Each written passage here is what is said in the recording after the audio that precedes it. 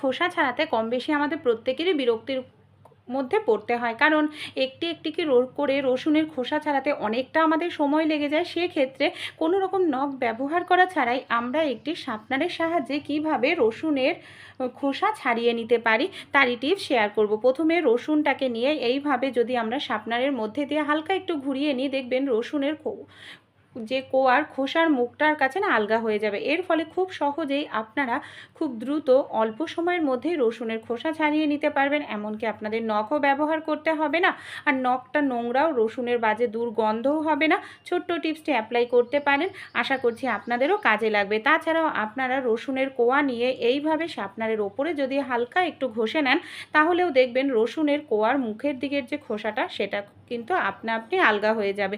তারপর আপনারা দ্রুত রসুনের খোসাটা ছাড়িয়ে নিতে পারবেন। ভালো লাগলে টিপসটি অ্যাপ্লাই করে আপনারাও কিন্তু দেখতে পারেন।